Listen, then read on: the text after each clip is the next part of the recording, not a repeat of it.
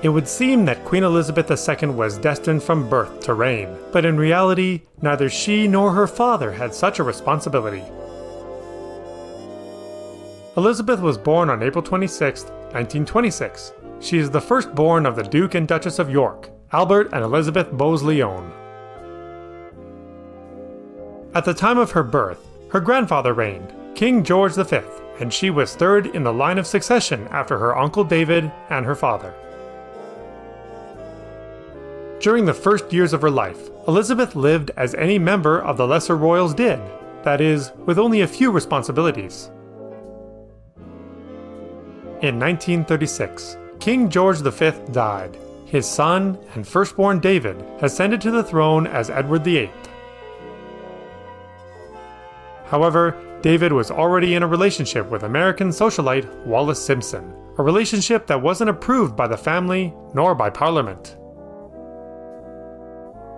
His determination to marry her led to a constitutional crisis. David abdicated in favor of his younger brother, who in 1937 became King George VI.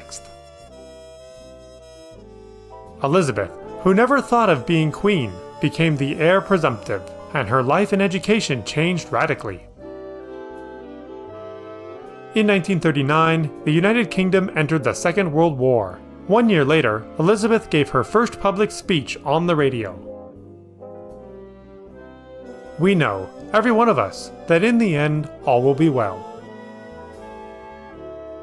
In 1942, she was named Colonel of the Grenadier Guards, and a year later, she made her first public appearance before them. During the last years of the war, Elizabeth entered the Auxiliary Territorial Service, where she served as a mechanic and driver during the last year of the war. In 1947, Elizabeth had her first international tour with her family in South Africa. At 21, Elizabeth gave one of her most memorable speeches. I declare before you all that my whole life, whether it be long or short, shall be devoted to your service, and the service of our great imperial family, to which we all belong. Little did the world know that upon returning, Elizabeth would surprise the world with her intention to marry Philip, whom she had met years before. Despite the fact that the royal family was initially against this union, when Philip decided to renounce his name and become a British citizen, her father as king agreed to the union. Philip and Elizabeth made their engagement public in the summer of 1947, and in November of that year, they married in a ceremony broadcast over the radio. Their wedding was seen by everyone as a beautiful distraction from the horrors they had lived through, and the hope of a new beginning for the nation.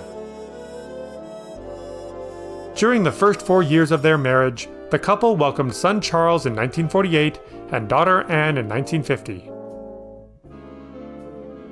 It was during this time that Elizabeth and Philip lived some truly happy years in Malta, where Philip had been sent for his work in the Navy.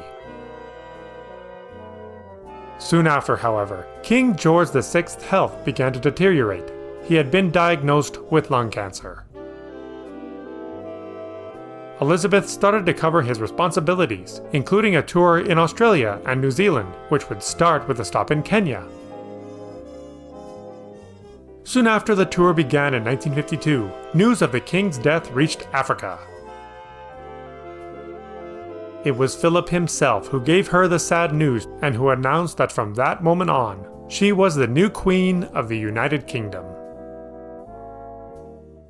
Next year marks the 70th anniversary of her ascension to the throne as the longest reigning monarch in the nation's history.